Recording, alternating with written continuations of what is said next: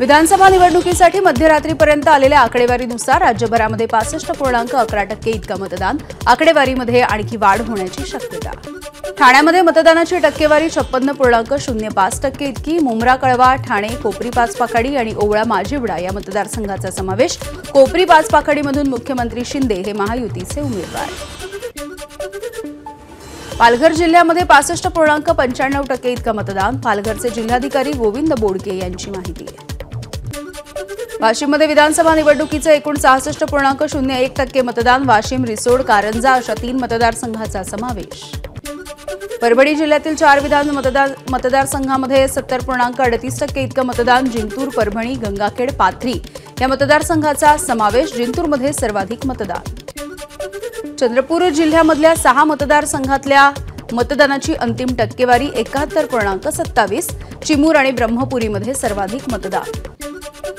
कोल्हापुरातल्या करवीर मतदारसंघामध्ये तब्बल 84.79% इतकं मतदान, राज्यामधील सर्वाधिक मतदान करवीरमध्ये। शिवसेनेचे चंद्रदीप नरके विरुद्ध काँग्रेसचे राहुल पाटील अशी लढत।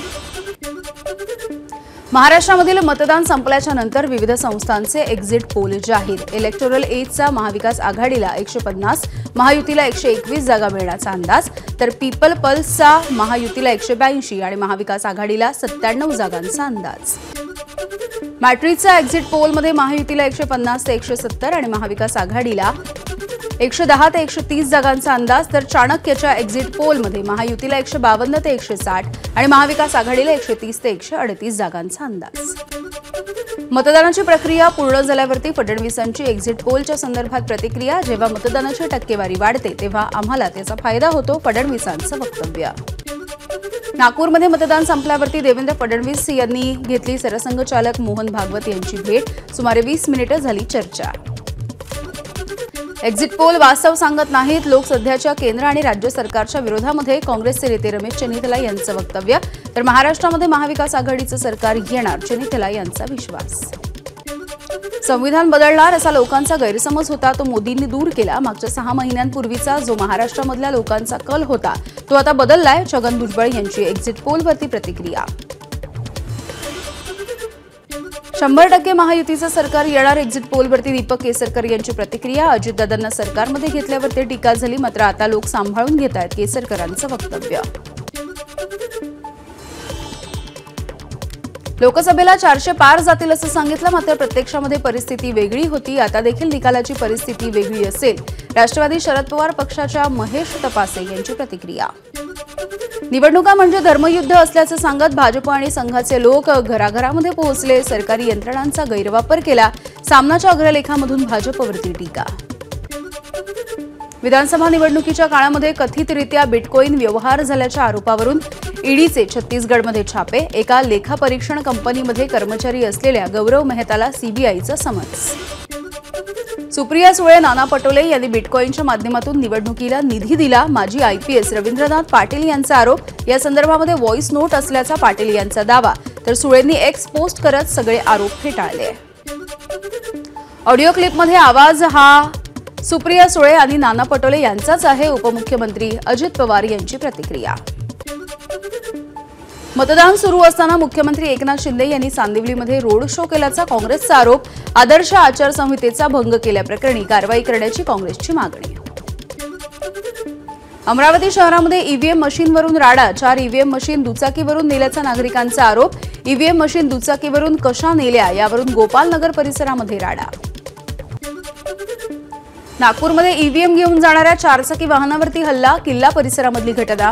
वाहनामधील लोक आणि ईव्हीएम सुखरूप, मात्र गाडीचं मोठं नुकसान। कोल्हापूरच्या सदर बाजार परिसरामध्ये राजेश क्षीरसागर आणि राजेश लाटकर यांचे कार्यकर्ते आले आमने सामने। दोन्ही गटांकडून जोरदार घोषणाबाजी, काही काळ तणावाचं वातावरण। कोल्हापूरमध्ये राजेश क्षीरसागर आणि सतेज पाटील यांच्या समर्थकांमध्ये बाचाबाची।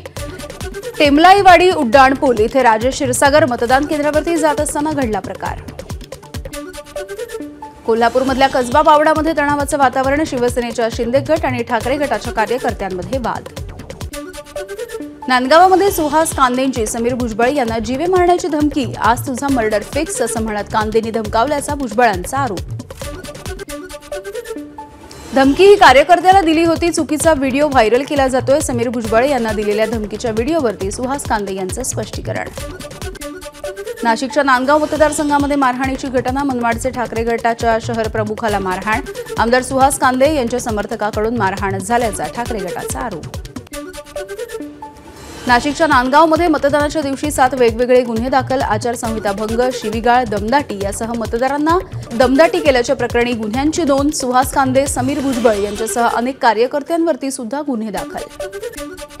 प्रणिती शिंदे या भाजपच्या बी टीम आहेत, त्यांनी भाजपच्या सोबत आतून हातमिळवणी केली आहे। ठाकरे गटाचे उपनेते शरद कोळी यांची प्रणिती शिंदे यांच्यावरती टीका। प्रणिती शिंदेंनी महाविकास आघाडीच्या अमर पाटील यांच्याऐवजी अपक्ष उमेदवार धर्मराज काडादी यांना घोषित केला पाठिंबा। प्रणिती शिंदे यांच्या विरोधात ठाकरे गटाचं जोडे मारो आंदोलन, सोलापूर शहर दक्षिण मतदारसंघामध्ये काँग्रेसने ठाकरे गटाच्या उमेदवाराच्या ऐवजी अपक्ष उमेदवाराला पाठिंबा दिल्यामुळे शिवसैनिक आक्रमक। नांदेडच्या अर्धापूरमध्ये भाजपने मतदारांना डांबून ठेवल्याचा काँग्रेसचा आरोप, कार्यकर्त्यांकडून व्हिडिओ व्हायरल, अशोक चव्हाण यांनी आरोप फेटाळले। राष्ट्रवादी शरद पवार पक्षाचे प्रदेश प्रवक्ते निलेश कराळे यांना मारहाण, भाजपच्या कार्यकर्त्यांनी मारहाण केल्याचा कराळे मास्तरांचा आरोप। ठाकरे गटाचे कोपरी पाचपाखडी मतदारसंघाचे उमेदवार केदार दिघे आणि त्यांच्या पदाधिकाऱ्यांवरती गुन्हा दाखल, मतदारसंघामध्ये दारू आणि पैसे वाटल्याचा आरोप, वाटप करताना शिंदेंच्या शिवसैनिकांनी रंगेहात पकडला।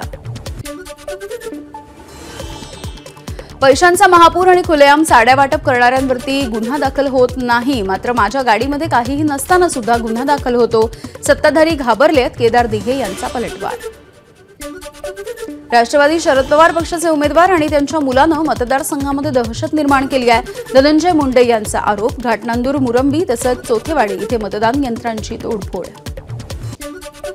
पुण्यामधल्या इंदापूरचे राष्ट्रवादीचे उमेदवार दत्तात्रय भरणे यांच्याकडून राष्ट्रवादी शरद पवार पक्षाच्या कार्यकर्त्यांना दमदाटी, व्हिडिओ व्हायरल।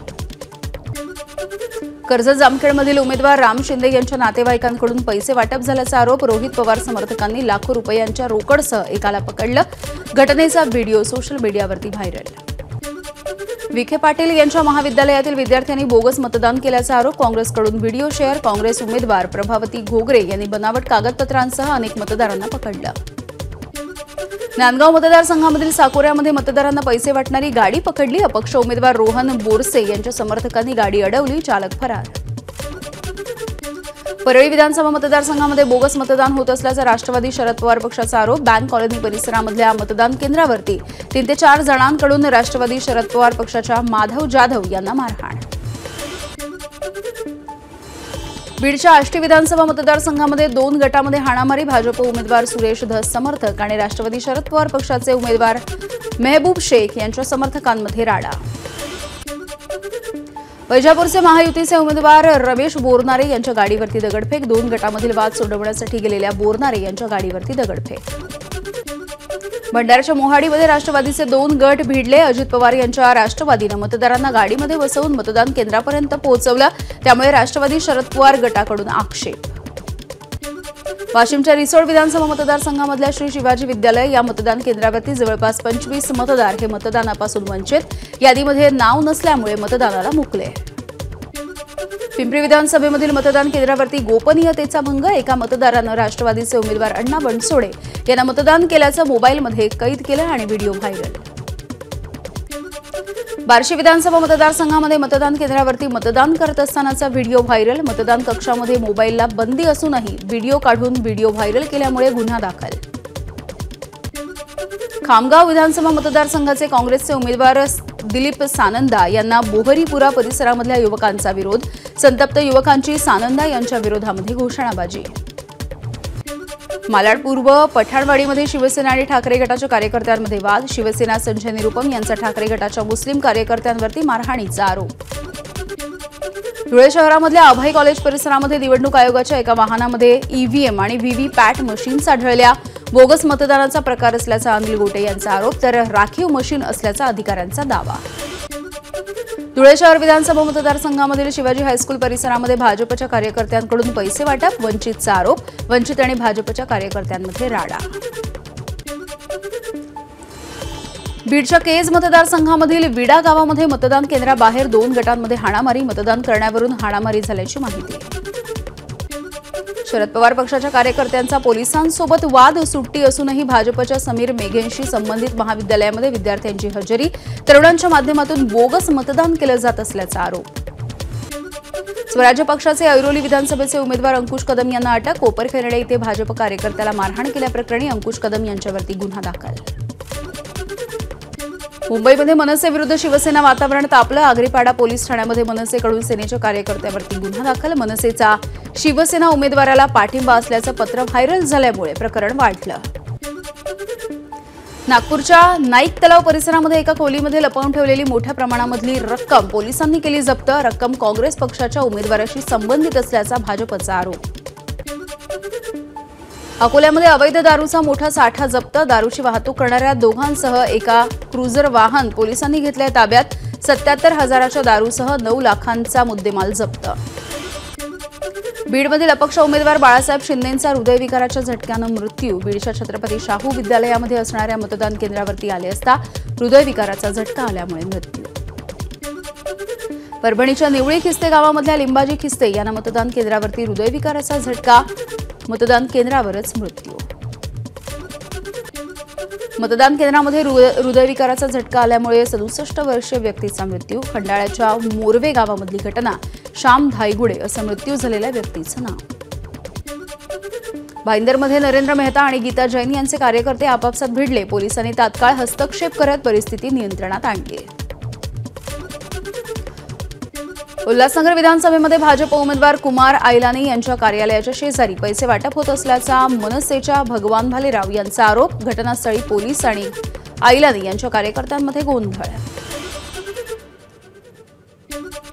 बीडच्या परळीमध्ये मतदान केंद्रावरती राष्ट्रवादी शरद पवार पक्षाच्या माधव जाधव यांना मारहाण। मारहाणीचे पडसाद त्यांच्या मूळ गावी घाटनांदूरमध्ये उमटले। कार्यकर्त्यांनी मतदान केंद्रावरती जाऊन केली तोडफोड। धुळ्यामधल्या मोतीनगर भागामध्ये भाजपचे कार्यकर्ते पैसे वाटत असल्याचा वंचितचा आरोप। पैसे वाटणाऱ्या तरुणाला वंचितच्या कार्यकर्त्यांकडून चोप। संबंधित तरुण पोलिसांच्या ताब्यात। मनमाडमध्ये बस आणि ट्रकची समोरासमोर धडक। अपघातामध्ये ट्रक चालकाचा मृत्यू तर बसमधील 5 ते 6 प्रवासी जखमी।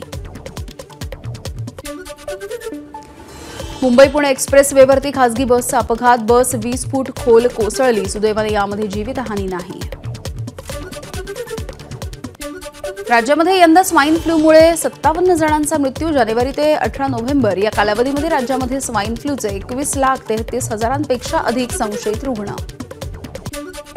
सीबीएसईकडून 10वी आणि 12वीच्या परीक्षांचं वेळापत्रक जाहीर। परीक्षा 15 फेब्रुवारीपासून सुरू होणार। 10वीची 18 मार्च तर 12वीची परीक्षा 4 एप्रिल 2025ला संपणार। मुंबईच्या कमाल तापमानामध्ये घट। उत्तरेकडील थंड वाऱ्याचा प्रवाह वाढल्यामुळे प्रामुख्याने उत्तर महाराष्ट्रामधील किमान तापमानाचा पारा 12 अंशांखाली। रविवारच्या नंतर संपूर्ण राज्यामध्ये गारठा वाढण्याची शक्यता। दिल्ली जगामधील सर्वाधिक प्रदूषित शहर। गेल्या काही दिवसांपासून दिल्लीची हवा अति धोकादायक पातळीवर। दिल्लीचा हवा गुणवत्ता निर्देशांक 438च्या वर। कांद्याच्या दरांवरती उपाय म्हणून 720 टनांची 5वी खेप दिल्लीमध्ये पोहोचणार। ऑक्टोबरमध्ये सुरू झाली ही प्रक्रिया। महाराष्ट्रामधून दिल्लीला कांदा रेल्वेने जाणार। आरबीआयचे गव्हर्नर शक्तिकांत दास यांचा डीप-फेक व्हिडिओ व्हायरल। आरबीआयचा नागरिकांना सावधानतेचा इशारा। व्हिडिओमधून गुंतवणुकीचा सल्ला देण्यात आला। वक्फ बोर्ड बिलाच्या संदर्भात बनवलेल्या संयुक्त समितीची आज दिल्लीमध्ये महत्त्वाची बैठक। आगामी हिवाळी अधिवेशनाच्या पूर्वी अंतिम बैठक होण्याची शक्यता। मोदी 3 देशांच्या दौऱ्याच्या नंतर गुयानाला पोहोचले। आज गुयाना संसदेच्या विशेष सत्राला संबोधित करणार। 50 वर्षांच्या कालखंडामध्ये पहिल्यांदाच भारतीय पंतप्रधान गुयानात। हिजबुल्लाकडून इस्रायलवरती प्रतिहल्ल्यामध्ये इमारतींचं मोठं नुकसान। जीवितहानी नाही। इस्रायलच्या सैन्याच्या हल्ल्यामध्ये लेबनीज सैन्याच्या चौकीचं मोठं नुकसान। हल्ल्यामध्ये 3 हिजबुल्लाह सैनिक जखमी। भारतीय महिला संघाने आशियाई चॅम्पियन्स करंडक हॉकी स्पर्धेमध्ये तिसऱ्यांदा करंडक जिंकला। अंतिम सामन्यामध्ये भारतीय महिला संघाची चीनवरती 1-0 असा विजय मिळवत अजिंक्यपद कायम राखलं। भारताचा अष्टपैलू खेळाडू हार्दिक पंड्याची आयसीसी क्रमवारीमध्ये मोठी झेप। अष्टपैलू खेळाडूंच्या यादीमध्ये मिळवलं अव्वल स्थान। एबीपी माझा, उघडा डोळे बघा नीट।